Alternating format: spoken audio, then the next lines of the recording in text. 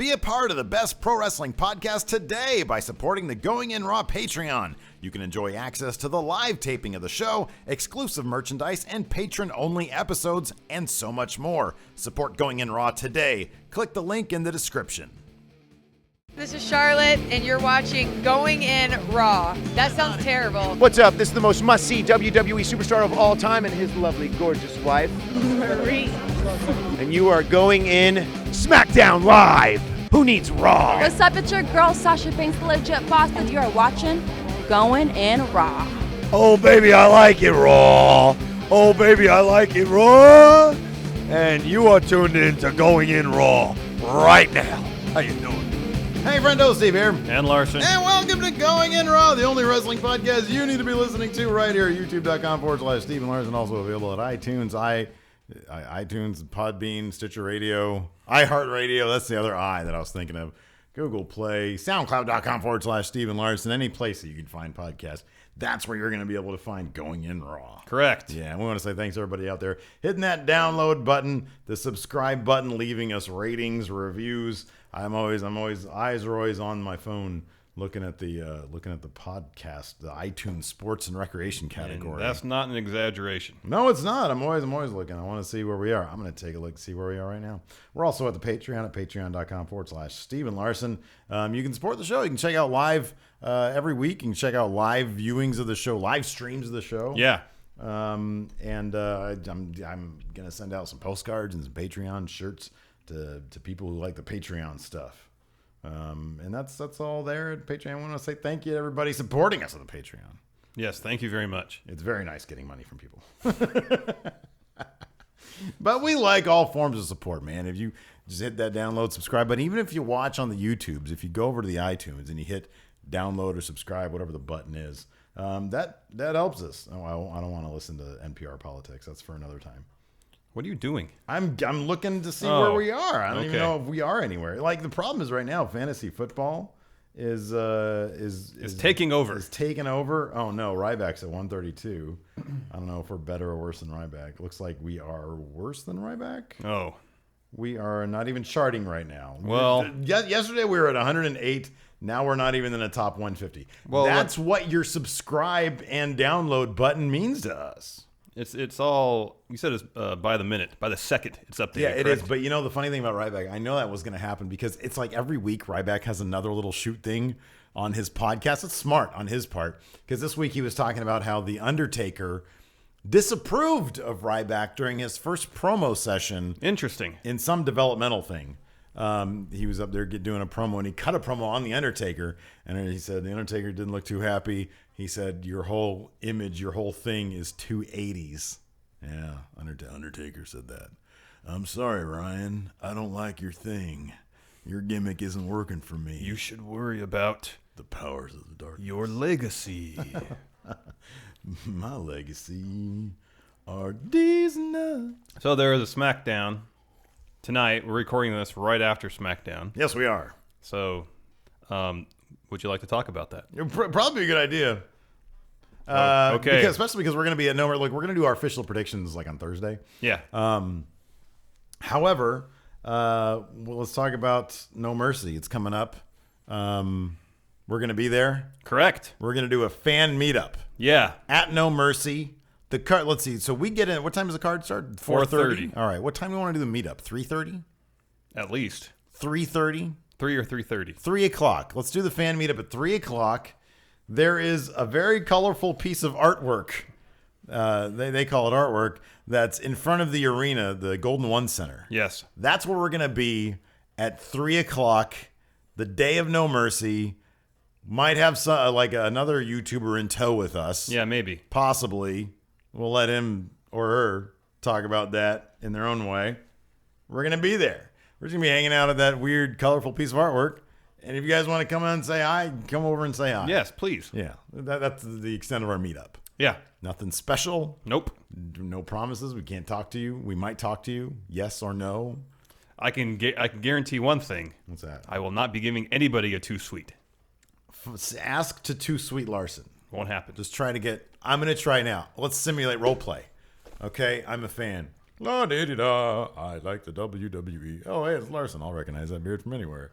Give me a too sweet, brother. Sorry, no. No? Nope. No? Nope. Please. Can I please get one? No. I'm dying.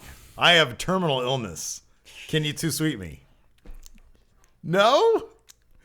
Do you see? You're not saying no. You're just not doing it. At that point, you're so uncomfortable. You're not talking. That's exactly what it is. It's like, oh, that's great. Anyway, so this main event's hot shit, Larson. The best wrestler on the planet, AJ Styles, the world title holder, is going to be taking on Dean Ambrose and John Cena. And the extent of their go-home on SmackDown was just a sort of stare down, sort of face-off. Yeah. Everybody says their piece. yes. And then everybody fights, which was kind of, I mean, last week they had an actual match, AJ versus Dean, and then Cena got involved, and it sort of ended in the same way that this one ended. So, I don't know. I'm not sure what else they could have done in terms of a go-home. Yeah. Dean's promo was pretty good in terms of delivering. Dean just talks An faster intense- now.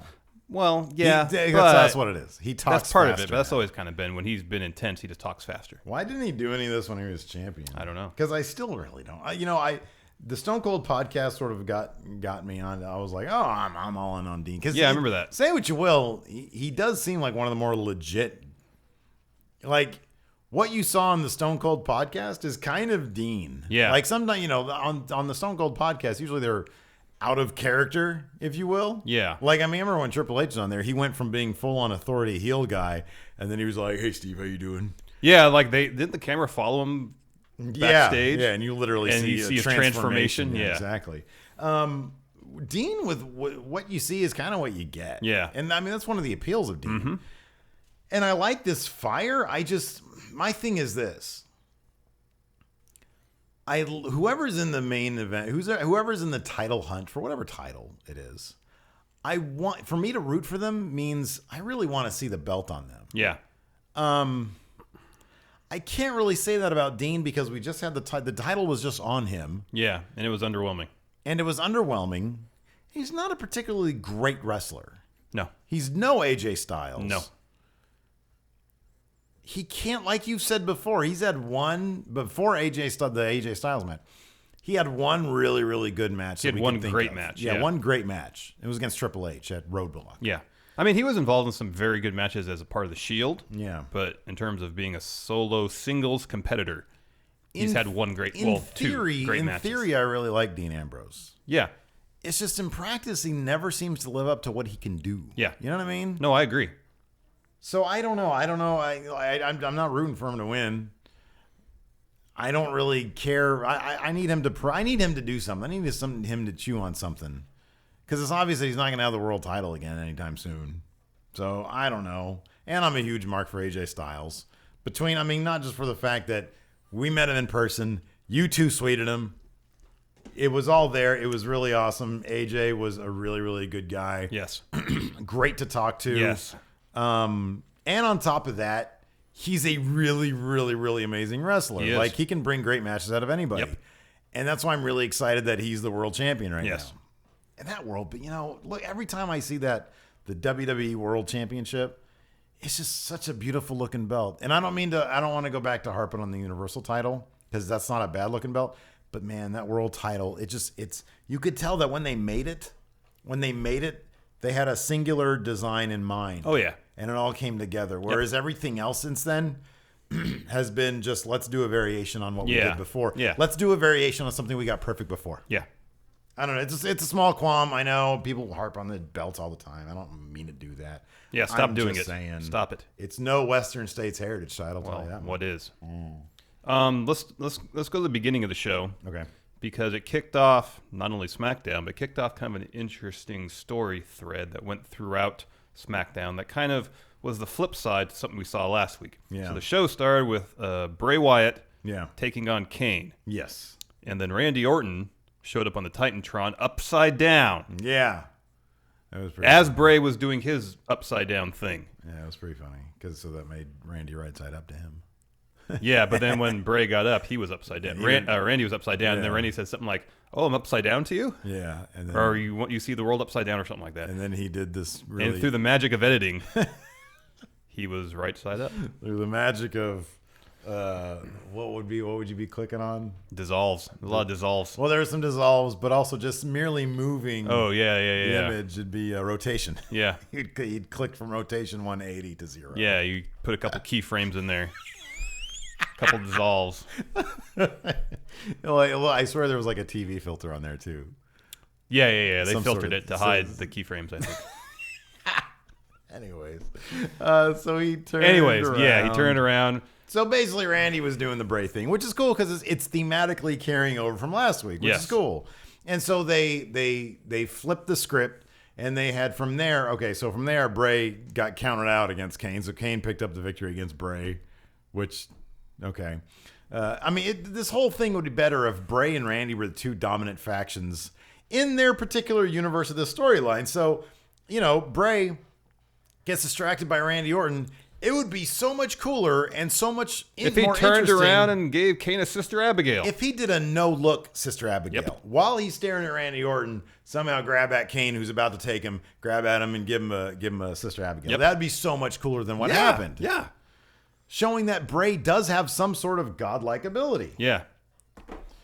Well, as we saw later on SmackDown, he has some sort of magical abilities. Yeah. So anyways, this led through, as we said, it kind of flipped the script on last week where Orton was going through the arena looking for Bray. This week it was Bray going through the arena looking for Randy. Right, exactly. And which led him to what appeared to be a storage locker. Mm-hmm. He went inside. Randy closed the door, locked it. Mm-hmm. So Bray is locked inside a storage locker with a rocking chair. Yeah, and apparently a camera in there because throughout the show we saw shots of Bray in the locker. I feel like they missed a really good opportunity for Storage Wars integration. I agree. I mean, they had that 70s show integration on Raw. They could have done a Storage Wars integration. Brought Dave Hester in. Is Storage Wars still a thing? I don't know. I have no idea. We were really obsessed with that show for about if you guys watched 10 6 for the months? Win back in 2013? 2012 or 2013. 2012, 2013. Yeah, there was a lot of in-jokes for Storage Wars. Yeah, we watched that a lot. I really don't know why. It was a fascinating show for half a second. Yeah. It really was. Had some interesting characters on it. Yeah, it did. So anyways, he was locked in a storage facility. No, a locker. A giant locker. And it wasn't even that giant. I think it looked like a 3x10 maybe. 3x10? 5x10 maybe. It was 10 by 10. No, it wasn't. It was narrow. It was think long so? and narrow. Yeah, it was long and narrow. So at most a 5x10. 10 by 20. No. Anyways, it was not 10 feet across. So he was stuck in there, and that lasted the entire show until the very end when Randy went in. So, like you said, the camera kept on cutting back to Bray inside the giant storage facility. And he was sitting in his little rocking chair, and he was sort of talking to himself, all crazy like. Yeah. And at the very end, or in the penultimate sort of thing we saw of him, it showed Bray, and he started talking to imaginary Sister Abigail. Yeah. And he said, "Oh, Sister Abigail, good to see you." He was reaching out his hand. Yeah, he's reaching out his for hand. whatever he was talking So to. then cut to the outside, Randy Orton's all, Bray, and Randy wins the auction, buys that locker, opens it, and it's just a rocking chair inside. Yeah. Bray has teleported. Randy was hoping there was a duffel bag in there he can poop in. But instead, it was just a rocking chair. No Bray Wyatt.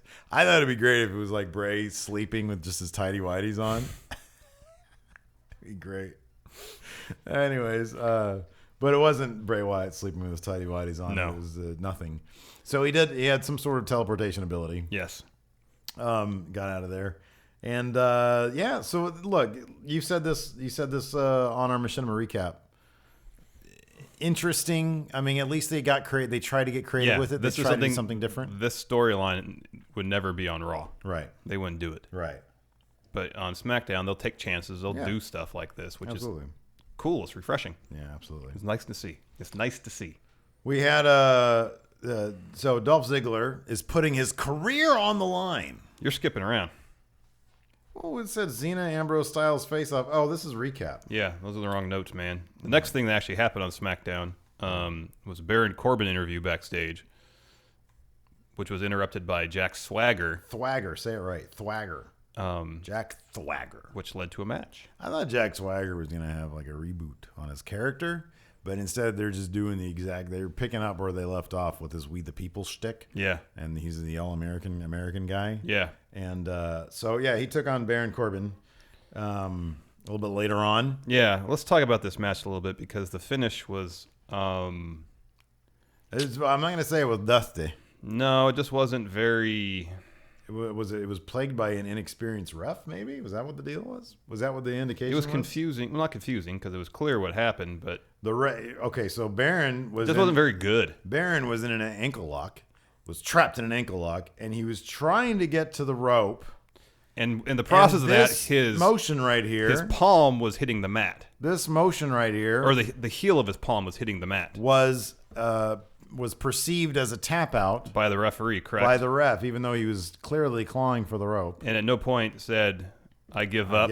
Ref I didn't quit. Say, do you quit? None of that. None of that. So a way to make both guys look strong-ish going into No Mercy, where they'll probably have a pre-show match. Guaranteed to have at least a pre-show match. At least a pre-show match. They're going to have a match. Yeah. Probably on the pre-show. And Baron will destroy Jack Swagger. Oh, he's going to completely murder Jack Swagger.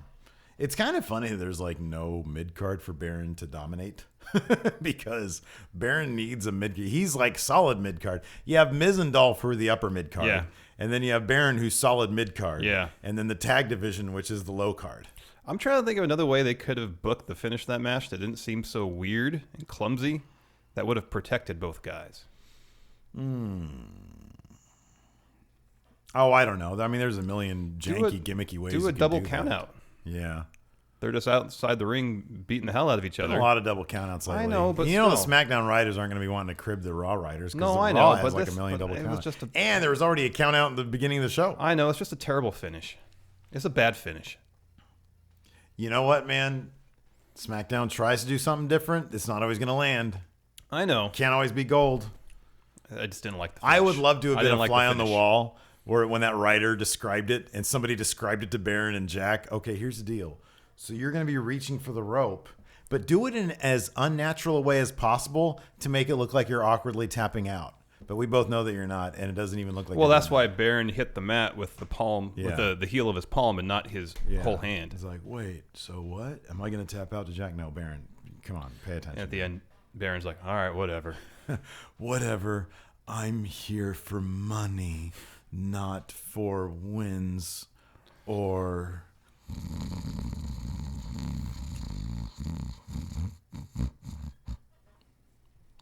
Anyways. Yeah, Baron's going to destroy Jack Swagger. Yeah. Let's see here. Nikki versus Alexa Bliss. Nikki Bella versus Alexa Bliss. Yeah, it was supposed to be a singles match, and it started out that way. Yeah, I was actually surprised with Carmella on commentary. I thought for sure it was simply going to end up the way the segment that fight segment ended with Carmella interfering. Everybody comes out looking strong, but instead they pulled a Teddy Long and they turned into a tag match. Yeah.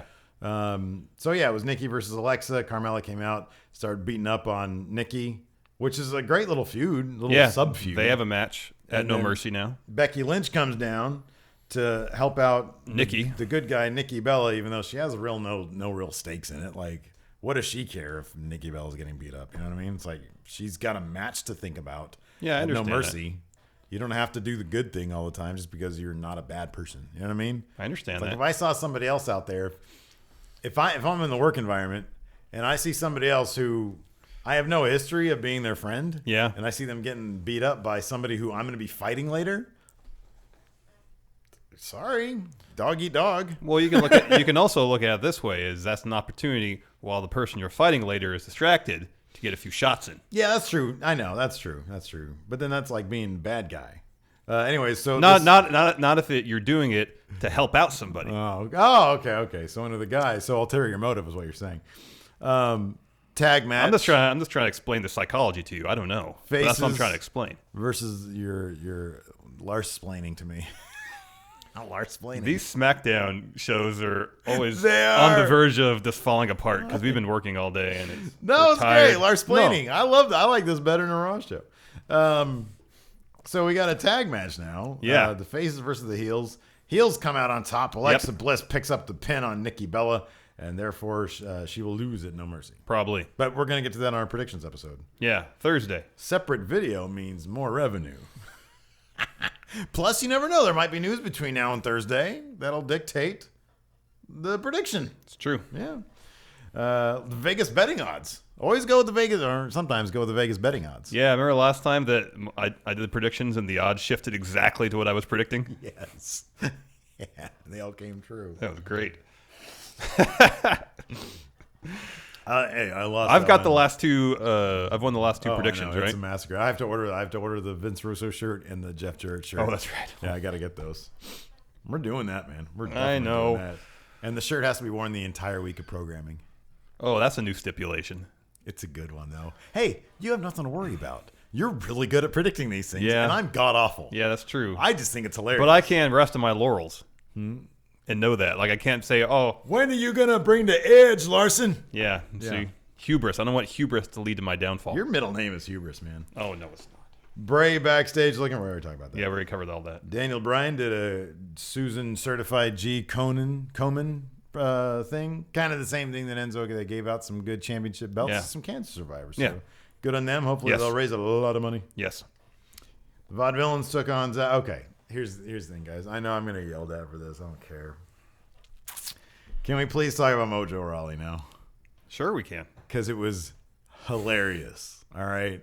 So Zack Ryder's imaginary friend Mojo Rawley and Zack Ryder have a match against the Vaudevillains, one of whom sporting a magnificently I don't give a shit beard. Yeah, Aiden English has a great beard right now. And it is so. One of our friendos pointed this out. He said, "Man, could that guy care any less?"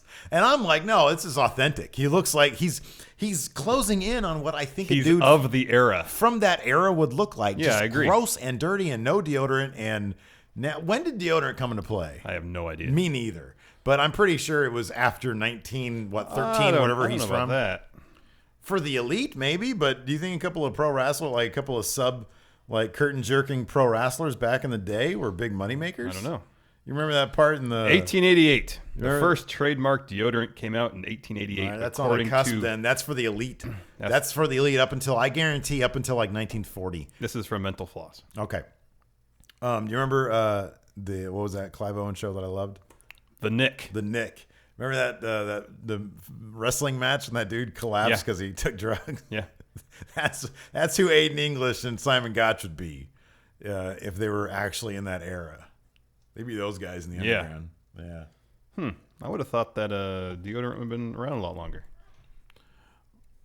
No, man, are you kidding me? No.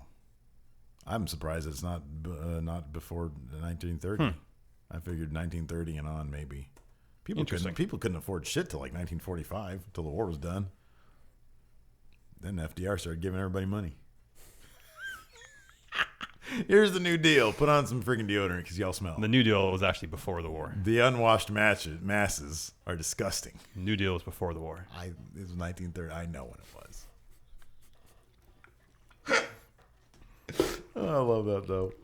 All right, what are we talking about here? We're still on the Vaudevillains versus Hype Bro. I don't think you got to what you thought was so funny about Mojo Rawley yet. His dick was hilarious. Dude, I'm sorry. Go back and watch this. I know this is gross for me to say, but listen. So this fool who already wears trunks that are way too small for him, literally not even like, it's not that they're too tight. It's that like there's not a lot of cloth on his trunks. It's not like they go to sort of like upper thigh. It's like he's almost got a thong. It's not close to a thong. But his dick is so like, and he's so excitable that he's always like half fluffed anyways. So he's out there and he's got one of these idiots, vaudevillain guys down there prone, right? And I can only imagine what Aiden English, who's probably the guy who's down there, might be the guy with the soda can face, is sitting down there and he's staring up, probably looking at freaking Mojo's taint. Yeah. And Mojo all of a sudden yells "Hammer time" out of nowhere. Yeah. But he starts doing a dance that I don't recall MC Hammer ever doing. Granted, the only dance I recall Hammer doing was that one where he goes, that one. I mean, I know he was a hell of a dancer. Yeah, he was a very good dancer. He was a very good dancer. Terrible financial guy. Great dancer. And he starts like whipping his hips around. He starts doing something weird with his shit.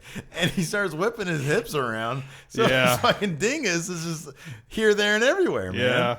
What in the hell is that? I will say this for Mojo, though. I do love that shit when he'll Irish whip somebody. They'll be going one way. He'll defy the laws of Irish whipping, and instead of going in the same direction, he'll veer off onto the side, and he'll bounce off the ropes that are kitty corner. What is this? Perpendicular. Perpendicular, and meet the guy halfway, which probably takes some decent timing there. Yeah. But Mojo is so wide. And well, then he gives him a shoulder tackle, and he gives him too. a nasty shoulder tackle, and it looks really cool because the guy's running this way and he gets thrown off this way. That's good. It harkens back to his football stuff, you know? Yes. And that's really cool. I like that. I just thought the Hammer Time Dick Wiggle was way too much.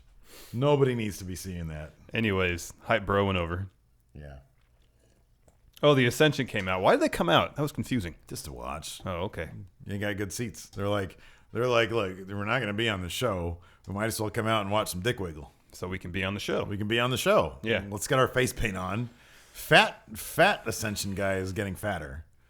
Fat Ascender is getting fatter. Is that Connor? Shit, I don't know. They both look like Victor and they both look like a Connor. Yeah, I don't know which is which.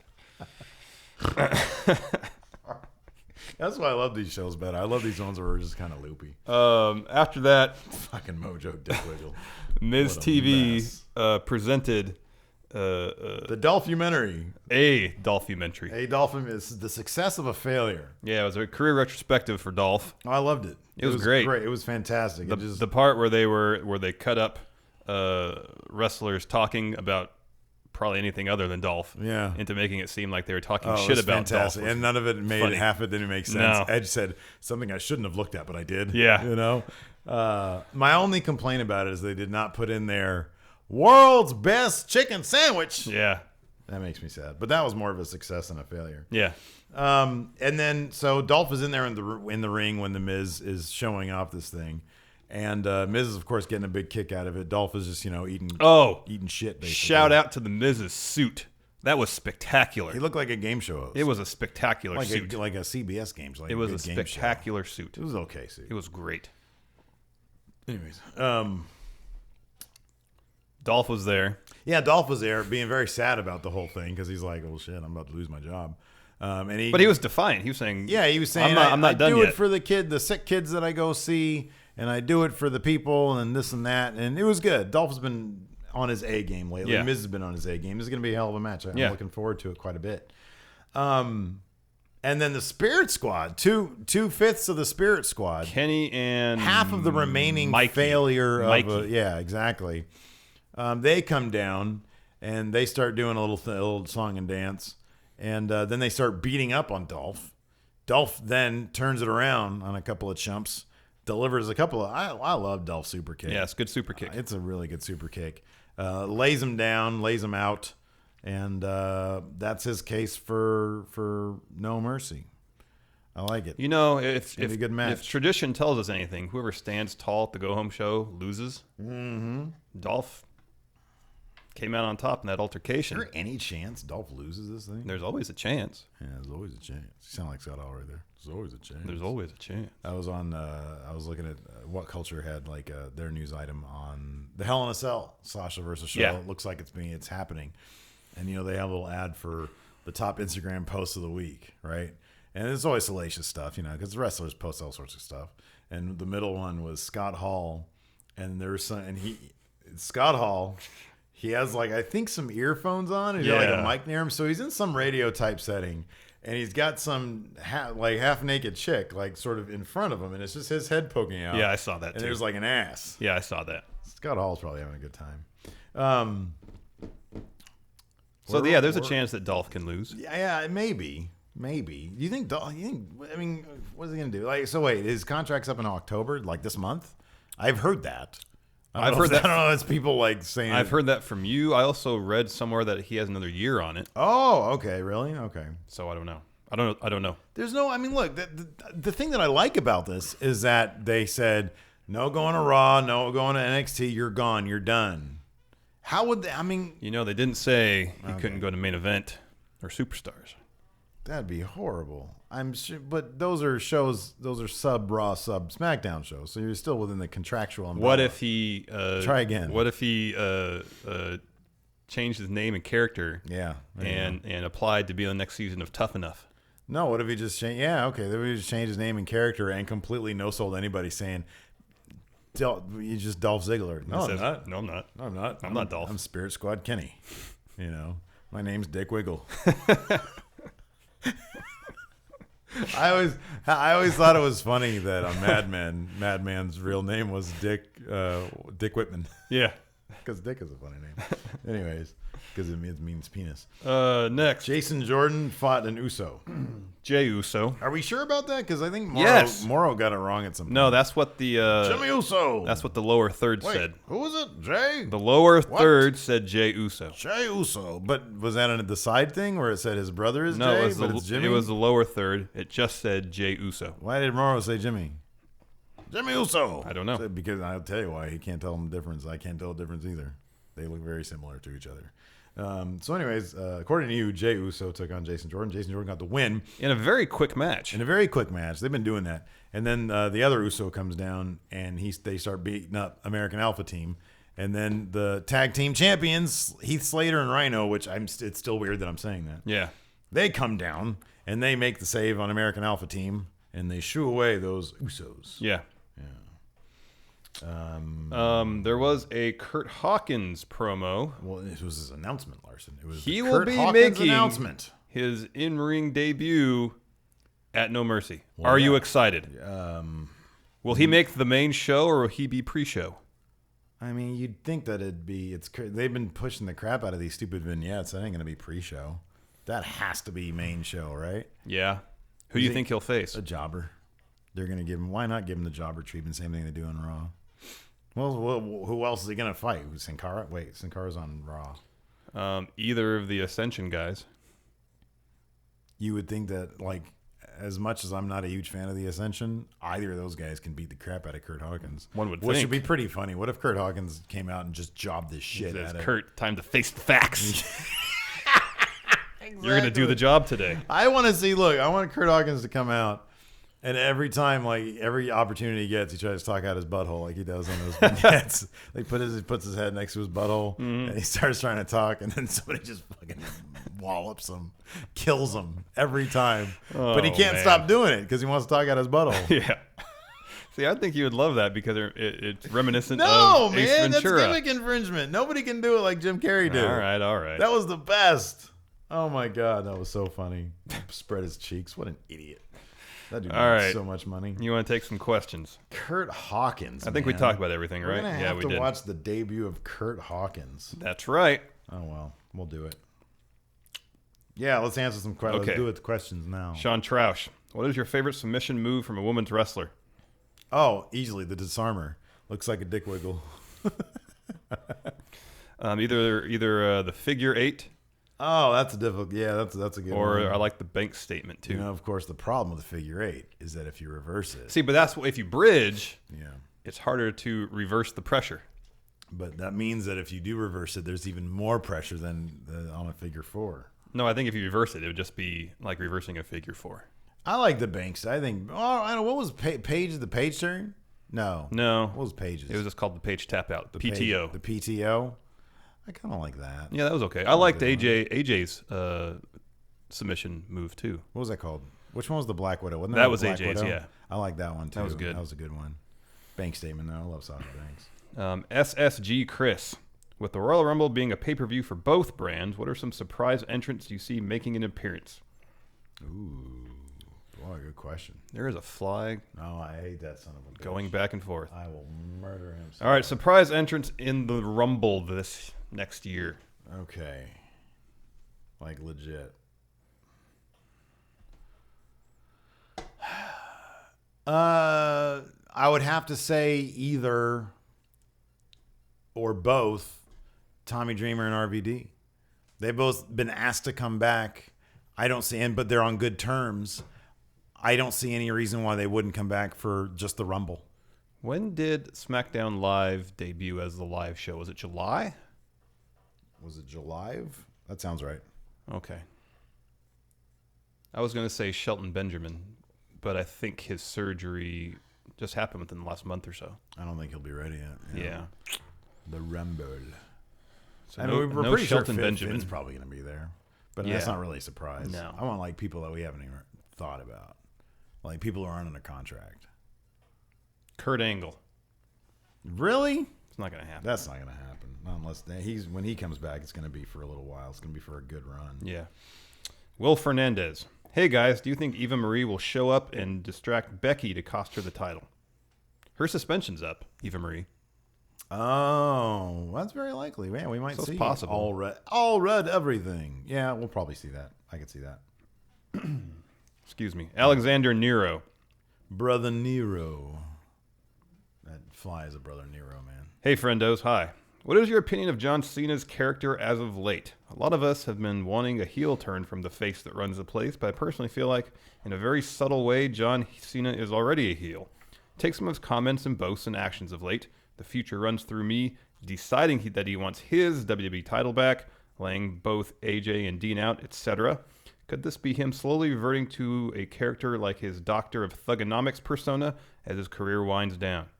No. This is all kind of basic Cena. Yeah. Especially the last, 5 years. Yeah. I don't see anything different. I mean, here's the thing. You're half right in that a lot of people have sort of made the observation that Cena, if you take what he does at face value, it's all very heelish things. He comes out, people boo him. He riles them up a little bit. He buries people. Yeah. He sort of comes and goes as he wants. He talks smack. His, outfits are obnoxious. He exhibits a sense of entitlement. Yeah. Specifically for championship belts. Yeah.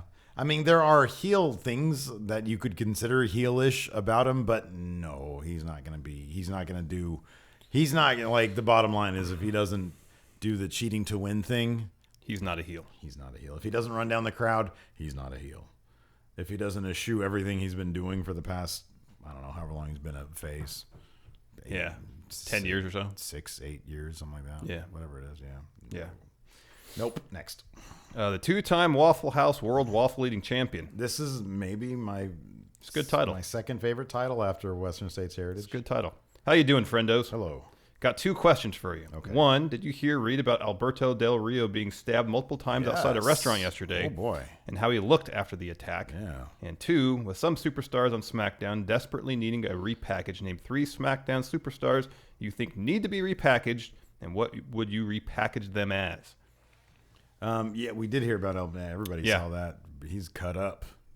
Good thing he got out of there with his friggin' life. Mm-hmm. Exactly why he didn't do his spinning arm takedown thing. This is beyond me. Probably because that dude had a knife. He was cutting him up at the time. Yeah. Anyways, what was the second part of the question? Name 3 SmackDown wrestlers who need a repackage, and what would you repackage them as? Well, 2 of them are going to be the Ascension, and I'd repackage them as weathermen, like meteorologists. There's a thunderstorm coming. The storm front. There's a storm. Yeah, the storm front. Yeah. And then Kurt Hawkins. And then Kurt Hawkins. I'd repackage him as Dick Wiggle 2, because Dolph is Dick Wiggle 1. Yeah. Yeah. Jamie 10. Hey guys, Apollo Crews wasn't on this week's show. He obviously doesn't have much direction at the moment. So if you guys he wasn't on the show, Nope. was he? So if you guys are part of the creative team, how would you book Apollo to get him over and get the most out of him? We've been saying for a while, I believe it was your idea originally, to just make him kind of arrogant. He thinks he's the best wrestler on the show. He needs to show that he's the best wrestler on the show. I mean, look, here's the thing about what makes AJ Styles so great. It's not his mic skills, although those are good. Yeah. He's the best wrestler on the freaking show. Yep. Now, you need to have sort of a company push to allow you to do that, because you can't be dominating people if you're, there are rules in place.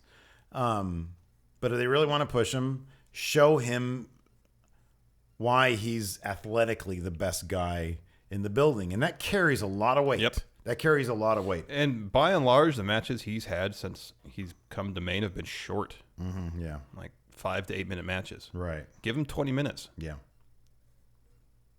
Kevin O'Donohue. Smart bet is Dolph Ziggler to win on Sunday. But what are the chances WWE throws us a major curveball and have Ziggler lose on Sunday and end his career at WWE? I think there's about a 30% chance. I'm going to say 0% chance. 30%. Okay. Matthew Eaton. Feels like the Miz TV segment was a glimpse at a lost opportunity to dig at Ziggler and get him over at the same time. While the career versus title match was a great idea, it didn't really have time to breathe either. How would have you extended this trip through memory lane and have other bad gimmicks come back to haunt him? I don't know. I thought the Dolphimentary was a good length. Yeah, me too. No, I thought it was fine. Yeah, it was good. And this feud has been 2 months roughly in the making. So yeah. I think they've booked this feud actually really, really well. Yeah, no, I agree. Chandler 3 Productions. Hi, friendos. Hello. Seeing how you guys like to say Zack Ryder is basically in a tag team by himself and Mojo Rawley is Tyler Durden, what we saw tonight is Zack getting serious about being a tag team champion. Is there a question? I don't see a question there. Okay. Sure. Yes. Steve Alessi. With whoever is standing tall on the Go Home show loses the pay-per-view theory notwithstanding, John Cena, AJ Styles, and Dean Ambrose were all standing tall at one point in the final segment. What's that tell you? It's a draw. AJ Styles keeps his world title. Okay. Triple countout. Oh, there you go. Yeah. Everybody, yeah. Backstage brawl goes in Triple H's office. Vince McMahon's there. Triple countout. Okay. Lorenzo Bellini. After today's SmackDown. What a great name. Lorenzo Bellini. How do you see this Bray Orton feud playing out? Who goes over? Sister Abigail revealed. A major character change for either of them? Thanks, Lorenzo. I don't see how Sister Abigail can really come into play here. Apart from what we saw tonight. Because there'd have to be some sort of physicality there. And they're not going to have a But with, female there was reports today that Eric Rowan is hurt. Yeah. If they want to have the Wyatt family continue. They could do so much with the Wyatts, dude. It's just a bummer. We've been saying this for months, man. I know. Yeah, I don't know. This is going to be one of the more interesting things, though. Where they go from here. I hope they just keep on feuding. I know. The longer, the better. Get weird with it. Yeah. Continue to get weird with it. Yeah. Have Randy Orton visit the Wyatt compound. Yeah. Do some crossover. Have Braun hanging out the Wyatt compound. Yeah. Make it interesting, man. No, I agree. I'm tired of all these restrictions. Pretty boy Adam Mayhem. Hello, friendos. Hi. The Rumble is coming to San Antonio next year, and I'm planning on going. Nice. Who, in your mind, will win the Rumble? He's thinking The Undertaker as a surprise to go against Cena at Mania for his last match. That'd be something else. That would definitely be something else. Cena versus Undertaker for the belt at Mania? Excuse me. Jesus, you're going to throw up everywhere. Nope. Man. No, it's going to be Finn Balor, and he's going to take on Kevin Owens for the title at Mania. Yeah. That is going to happen. Yeah. Denton Watkins. Hello, friendos. Any plans for No Mercy? What should happen if we see you guys there? Is this question getting creepy yet? It did with that last part. Everything else was normal, and then you said creepy, and now it got creepy. Just walk up to him and do just no questions. No, just say, I'm dying. Give me a 2 sweet, please. Please, I'm dying. We'll be at No Mercy. We'll have a me friendo and meet up at 3 everybody in o'clock. my family were all dying. At the So- big, colorful piece of art they have. Yeah. Najee polls. Stakes for SmackDown just feel a lot higher than Raw. Not really a clear-cut winner in any matches at No Mercy. What's the most difficult match on the card to pick 'em? The most difficult match on the card... I'd probably say the tag title match. Of the major title matches, at least. Oh, yeah. Oh, for sure. That's could a, really that's go- a 50-50. that could go either way. That's a split. That's definitely a split. Yeah. Just Luke. Hey, friendos. Another Hello. SmackDown question, but with a third party coming in and funding Bound for Glory for TNA, who do you think this mystery third party is? Just Luke says, fingers crossed, it's Ted Turner. Ted Turner. I think it's probably just one of Dixie Carter's relatives. Yep. A trust fund baby of some sort. Yeah. Maybe just her dad. Apparently they're billionaires. Yeah. She called him up. Dad, can I have some money for this wrestling thing? Sure, why not? Spoiler alert. Her dad is Ted Turner. Andrew Wormley. Hey, friendos. What? I said hello. Oh, okay. Sorry. Didn't mean to interrupt you. If WWE brought the Hardy Clan to SmackDown, how would you book them, and who would you have them feud with? I would have to have them feud with the Wyatt family. Yeah, me too. Yeah, that makes the most It'd be sense. great. And just bring in Jeremy Borash, give him a huge budget. Yeah. And it'd be amazing. $5 million. $5 million for one Feature episode film. segment. Yeah. Feature film. Yeah. Lord Craiglesworth Esquire III, does it seem to you guys that the Usos' heel turn being so popular caused them to veto the plans they had for American Alpha? It seems like they had a plan going in, but now it feels like they're switching gears to focus on the Usos' heels, leaving Clark and Gable. Who's Clark? This fool's got old school movies on his mind. Leaving Clark Gable. Down by the wayside, reducing Jordan, yes. Jordan. Not Clark Gable. Reducing them to those guys who can't protect their legs and using them to further their title feud. See, I think... Well, Craiglesworth is sitting there watching a lot of Turner classic movies right now. I think the plan at some point would be for the Usos to win the belts from Slater and Rhino and then drop them to American Alpha. If you're talking about the original plan, though, I honestly think the original plan was for American Alpha to straight up win the titles. Probably. They didn't take into account how popular Slater was going to be. Yes. That's what happened. And they ran with it. Yeah. By God, they ran with it. Yep. How awesome is that? Great. The mobile sensation. Hey, friendo. A special too sweet from Barbados to you and your imaginary friend. Oh, that's me. I noticed that Paul Heyman was doing some interviews with other people at WWE 2K17 event you were at. Oh, that's the SummerSlam one. In which he was making fun of the interviewers, including going as far as to berate one of them for using an iPhone as a camera. It would have been very exciting to see Paul Heyman on one of your interviews. I know he is just being in character. However, if you were to do it, how would you have handled interviewing the advocate of Brock Lesnar, a.k.a. the bathroom break? Lesnar's a bathroom break, not Heyman. Yeah. Knowing he was making it very difficult for other people to interview him. P.S. Drink it in, man. I get the feeling that we're pretty good on our feet, and we don't. I don't think we rattle very easily. We roll with things. If things are conversational, then I think we can roll with them pretty good. But I don't know. I mean, it's one of those things where we would have had to have sort of been in the moment to see how it went. Yeah. I don't know. I didn't know that he was doing that. It's pretty funny though. Jay Wood. Hey, friendos. Jay Wood, brother. If WWE gave Baron Corbin a main event push like they did Roman Reigns, do you think it would have better results? Well,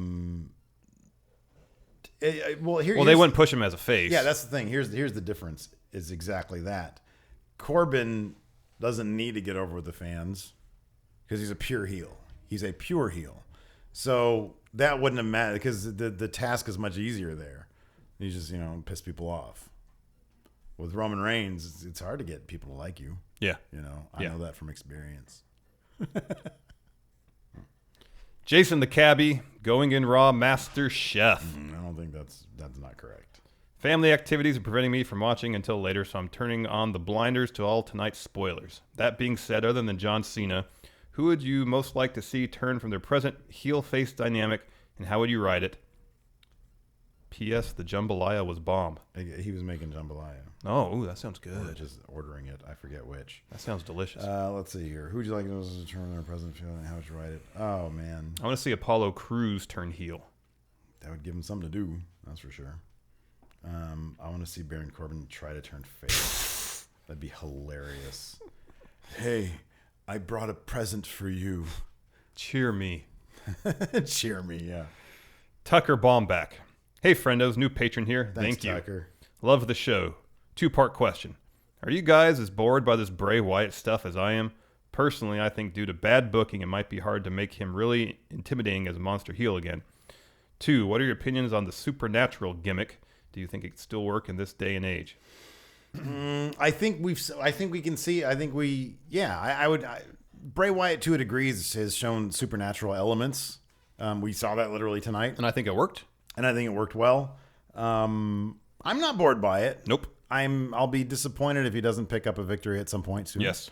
Very soon. But I still think that no matter what, he's still the guy. He still so embodies that character. And here's the thing about Bray Wyatt, okay? People often say they buried him to the point they can never get him back. They can never get him back. Unless they did something so cartoonish with him that you couldn't bring him back. That sort of gives you a lasting image of him. Yeah. He's always going to be credible in any spot they put him in as a threat. Yeah, as long as we said before, people are changed after feuding with him. Well, yeah, exactly. Like if he just picks up a couple wins and then goes right back to jobbing, Right. it's not going to matter. Right. I mean, none of that will ever matter. But for example, if, oh man, I don't know, if a face of some sort, who's top face right now besides that isn't Cena? Dean Ambrose. Yeah.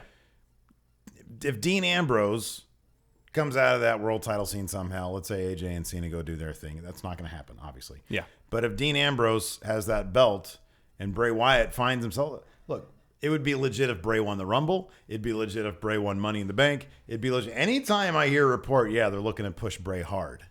I mean, that hasn't happened in a long time. Yeah. But if I heard it tomorrow, I'd be like, that's legit. That'll be good. Yeah. And it doesn't matter. He can job as much as he want, as much as they want him to. At any time, because of the strength of his character and how he embodies that character. And also the connection the fans have with that character. Yeah, exactly. He's legit. Now, if they made him a golf caddy to a revamped Apollo Crews, who all of a sudden is like a rich aristocrat guy, yeah, I'm just throwing that out there. Then yeah, you're gonna have a really hard time bringing him back. But barring that, if they keep on making him a jobber to the stars, basically, he's still jobbing to the stars, and they still have him matching wits against the best. He can still jump up to that spot at any time. He'll have a run with the world title. Yeah, at some point. Yeah. Marty Too Sweet. What was the time that you stopped watching wrestling and what brought you back? Marty stopped watching back in 2009, 2010 because it got too PG for him. And The Rock's comeback and the pipe bomb in 2011 brought him back. I stopped watching around, it was the mid-aughts somewhere. I know you came back for CM Punk, for the pipe bomb. Yeah. Around the time. Well, I had 2 breaks. I watched pretty consistently from about 85 till about, I don't know, the early 90s. Mm-hmm. And then took a break. Came back probably mid to late 96. Mm-hmm. Watched pretty obsessively till about 2003 or 2004. Took another break until the pipe bomb era CM Punk in 2011. Yeah. Like between 2004 and 2011, I might have watched here and there a little bit, but not a lot. I stopped watching. Well, it was post. I would still. Sorry to interrupt you. I would still follow because I subscribed to some newsletter that showed my email. Oh yeah. So even throughout the whole period, I wasn't watching. I would always knew what was going on. Yeah. Whenever when MVP was around, when Mr. Anderson was around, when Crime Time was around that era, I started to drop out, and I really wouldn't watch as much. I would still watch it time and again, but I really wouldn't watch it that much. And then I picked it back up, I don't know, probably, when we started watching, I think around the CM Punk time, we started doing Trio Woe. Yeah. I started watching around then, again, like hardcore, because it was like, at that point, we have a reason to watch. Yeah. Patrick Sparks. Obviously, many superstars and divas have tattoos. Which superstar diva has the best tattoos? And who has the one that's awkward for them? Example, bronze Superman logo on his arm. That's funny. I never noticed that he had that. Yeah. Personally, I think that I think Bray Wyatt actually has some of the best tattoos. They're really interesting looking. Like usually, like red doesn't really translate on a tattoo, but I think the way he has it, it looks like the really sort of artistic slashes of some sort. Yeah. I think they look really cool. Yeah. No, I agree with that. Kevin Owens has the worst. It's like, what is it? Like a bull's horn or something? Yeah. He has a bull on one shoulder. And it's all faded and like dark and like just there's no detail. It's just like a plain black. I always thought it was weird that CM Punk had the Pepsi logo. Oh yeah. Yeah, that was weird. And the Cobra Commander thing. Yeah. Yeah. But Universal Jones. Hey, friendos, recently watched The Great War and Delete or Decay with TNA. Okay. Got me wondering about a broken Matt Hardy on SmackDown. How would you book Broken Matt's reintroduction into WWE? It's funny because we've talked about this before. There is an element of goofball, obviously, with that. How do you make that fit with somebody like Bray Wyatt? Because we said we like to see Bray Wyatt. Yeah. How would you make that fit with Bray Wyatt? I would probably have without bringing Bray to the goofball. I would probably have a better answer for that after I watch this Delete or Decay. Because I don't think the Decay is played for laughs in TNA, are they? No, but from what I understand, the Great War was akin to the Final Deletion. Trapped in the closet. Oh, really? Oh. No, not like a musical, but in terms of I know. Matt Hardy was playing another character. It was just absolutely insane. So but after having watched the final deletion, just on that alone, Yeah.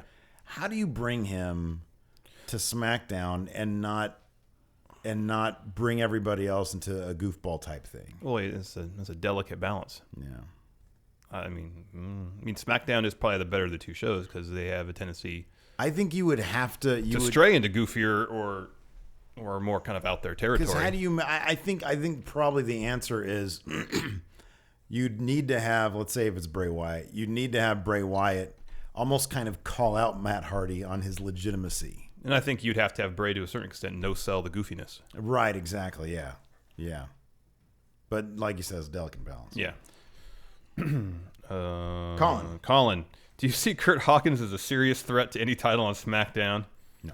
Or do you think he will just win a couple matches and start jobbing? I hope he starts jobbing immediately. Lucas Coward Marshall. Hate being at work during the shows. So as always, my question is a general one. Will the Friendo Unified Championship Wrestling, fuck wrestling promotion, be going online open to the Friendos in WWE 2K17? We have plans. We have plans for the future, of course, the evolution. You guys have seen like match of the year candidates. Century. Match of the century. Match of the century. Maybe ever. Mecha Santa versus Super Top Notch. No, Top Notch Super Best. It's an awful name. No, it's a great name. Great character. Yeah, everything about him is Design. great. Not the name. Everything about him is great. But Carlos. Now he's a champion, so what do I know? What do I know? Yes. Carlos Hackworth. Carlos Hackworth. SmackDown Live is clearly the better show. What can you do to make it better other than add superstars to the roster? Lose the Crane. Yep. That's still the one thing that Raw is superior at is their presentation of the wrestling product. That's still what they're better at. And that to me is honestly such a huge thing. Yep. In getting me to accept that SmackDown, because I accept that SmackDown's better in a lot of aspects, including most importantly entertainment. However, the wrestling product suffers because of the Crane Shot. Yep. Eddie Men. Hey, friendos. Hey. Eddie Men here. My question is, what do you guys think would be Slater's role in SmackDown if he lost the tag title and Rhino as his partner? Excuse me. Jesus. I can totally see Slater having a journey to find another partner that would not be the obvious match. Maybe Heath Slater and Apollo Crews teaming up. Boy, I think that would really hurt Heath Slater. To be honest with you, I don't like that. Apollo needs to find his way on his own before he starts infecting everybody else with his lack of charisma. I guess the difficulty with having Heath and Rhino break up is kind of retreading the ground they did prior to their team up. Yeah. I mean, granted, he has a contract now, but just kind of I don't know. It just seems like they could they could just go back and say, oh, well, this worked the first time. Let's try it again. Yeah, no, I know. They're totally going to do that too. But maybe not. Maybe not. Yeah, I don't know. Chops. I mean, look, hey, what? I'll tell you what, though. Heath Slater and Rhino, they're at that level of goofiness that you can get Broken Matt Hardy into a program with. That's and true. It'd be a lot of fun. It'd be like, look, I don't want to see Broken Matt Hardy come in and challenge for the world title. But I want him to come in and be really entertaining and give us a lot to talk about. Yep. And then he could do that with Heath Slater. Yes. Chops. If you two got called to join the WWE Universe right now, would you be a tag team or go the solo path? I think we'd start as a tag team. Yeah, because it's always good to have somebody there, And then I would swerve the shit out of Dickens out of me, I huh? would swerve you. I would give you the dick wiggle so quickly. I'd have you down there prone. You're looking up at my hairy Heel taint. Larson would just swerve you. Just the shit out of me. Huh? Yeah. Put me through a glass pane. Yep. Ouch. Hurts. James Rodriguez. Once the Dolph Miz feud is over, who do you think will be next in line to challenge for the IC title? Well, we have to give two scenarios because Miz could win or Dolph could win. A and B. Say if Dolph wins. Baron. Yeah. If Miz wins. Baron. Apollo Crews. I don't know. I mean, it's a good question. I have no idea. Sami Zayn would be perfect. Or Cesaro. No, not Cesaro. He's in a tag team. He's doing something. They're doing something with Cesaro. Down the line. Drew Ronaldo. Hey, friendos. Hello. Love the show and listen to it all the time while at work. Thank you. My question to you is, with the inclusion of the cruiserweights on Raw, now do you see some of the lesser used Raw talents making the jump to SmackDown? Sami Zayn. Guys like Sami Zayn. Sami Zayn. Neville. Titus O'Neil and Darren Young. Sami Zayn. Could benefit from the smaller roster size of SmackDown Live, in my opinion. Would like to get your thoughts on this, and just wanted to say, keep up the amazing work you do. Thank you. Thank you very much. Sami Zayn. Yeah. Next. Alex Shez. You correctly point out how Miz has benefited most from the brand split. Is there any wrestler on either show that you feel has been hurt or has lost some momentum since the rosters parted ways? We're going to push. We're going to push on that one. We're going to push. We have lists coming up in a couple weeks where we're going to do the guys who have benefited the most and the guys who have been hurt the most. You also kind of answered that question on Going in Raw that we did today that hopefully is up, but maybe not yet. Yeah. I do answer that. 23% processed. Wow. 40 minutes left. YouTuber killing me. Retired Dwayne Nix. Oh, he was at the show tonight. I hope he had a good time. He mentions that. Yeah. It might be biased on my part since I'm actually in attendance at this SmackDown, but I feel like once again it was a solid show, especially the Miz TV segment, which was amazing and got one of the loudest pops of the night. What do you guys think of the Go Home SmackDown before No Mercy this Sunday? Well, we've been spending the entire episode talking about that. It was a good show. It's not a legit question. It was a good show. Not a legit question. It was a good show. I hope he's enjoying retirement. You know, he could contend for another title. Try it. Just try it. I'm going to draft the European Championship to... Oh, I can't talk about that. Nope. Continue, please. The 7-time Intercontinental Champion. Hey, friendos. Is the only IC who's must-see. What former tag team should not show up on SmackDown Live? Lots of thunder. Which former tag team should not show up on SmackDown Live? What former tag team should not show up on... Well, we've already seen the Headbangers, and they should not have shown up on SmackDown Live. The Oddities? Were they ever actually a tag team? Or they were more of a faction. They were more of a faction. But they were in tag matches, I'm sure. Yeah, I think they were. New Age Outlaws. I don't really need to see them again. Yeah. That would just be tainting their legacy. Yeah. Yeah. KJ from NY. Hey, guys. Hello. First off, it should be noted women's wrestling has come a long way, being a legit main event match on a card, referring to Raw. This isn't a Raw question, more of a general one, but do you think if WWE buys TNA that they'll bring back Cody Rhodes and the Hardys? Would Rhodes even be willing to come back? No. Probably not. They would not bring back Cody Rhodes. The Hardys, most likely. They would try at least. They would try. They make an effort. If what Jeff says is true, he would need a part-time schedule. Yes. Yeah. Tommy Cook. Thoughts on Wyatt Orton going into No Mercy? It feels like they really fixed up after the lack of build going into Backlash. I'm happy with it. I'm fine with it. I'm cool with it. Yeah, they're really trying to do something different with it. I appreciate that. Lewis Roberts. Who do you think are the most over wrestlers in the company, and why are they so over? Chris Jericho is the most over guy right now, followed by Enzo and Cass. New Day. The New Day, they're still over. Sasha Banks is super over. Bayley's super over. Becky Lynch is super over. John Cena is still super over with the John Cena people. Dean Ambrose is still over. He got a loud pop tonight. Seth Rollins is still over. Dolph is over. Yeah. Yeah. This is a great heel. Yeah, he is. He really is. Yeah. Last question. Okay. Jordan Gonzalez. What would you name a pay-per-view, and what would the main gimmick be? I would name it In Your Houses. Because in your house, there's like only one person's watching. So in your houses. In your houses, in your housing development. That's what I'm calling In your subdivision. In your subdivision. I haven't looked at any of those. And then what would the gimmick be? Well, you give out houses during the show. I got it. Okay. Block party. Oh God, how did I not? Well, we're gonna talk. We're gonna talk after the show about fuck wrestling. Write that down. Okay. Oh my God, Larson. Sometimes you get good ideas. Oh, thank you, Jordan Gonzalez, for the inspiration. Thank you. Time for trivia challenge. All right, we alternate, correct? Yeah. You go first. Oh man, this first one's really. Oh my gosh, these are all easy. Oh no. You might. Wow, these are all easy. Oh my God, these are kind of hard. Who holds the record for the most eliminations in a single Royal Rumble match? Kane. Yep. Okay. Whom did John Cena defeat at WrestleMania 21 to win his first WWE Championship? JBL. Very good. What do the letters in the WCW stable FBI stand for? Full-blood Italian. Yeah. In the arcade classic WrestleFest, which tag team did gamers face in the final bout in WrestleFest?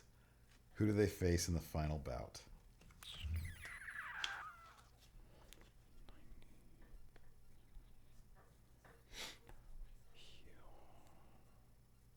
Heart Foundation. What a right. gosh. That makes more sense. Who sang the... You got two. Who sang the Star Spangled Banner at the first WrestleMania?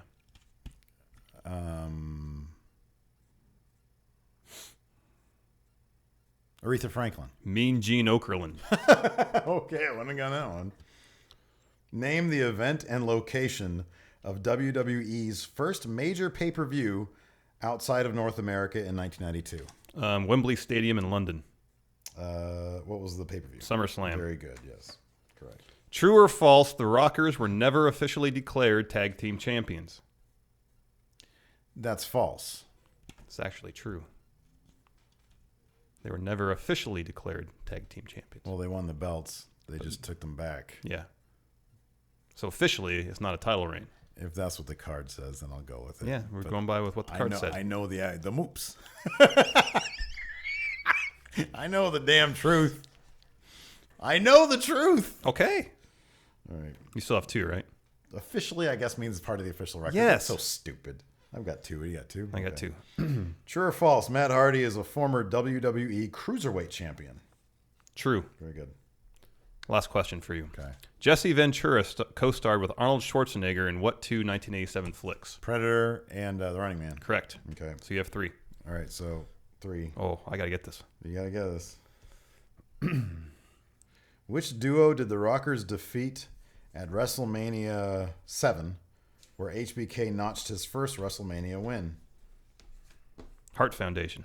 Haku and the Barbarian. Yeah. We tied up. We tied. All right, so now, because of that, we each get, whoever wins each week gets a card. Well, of since some no sort. one won, so I want neither a of card. us. Okay. I want a card. Do you want a card? Okay, I guess if you're going to take one, I have to take one. Otherwise, it have a seems like card. you won. But it's going to be a random card. And Okay. We'll see who has a better card. Okay. Here's your card. And then I'm going to pull from this stack Oh, man. right here.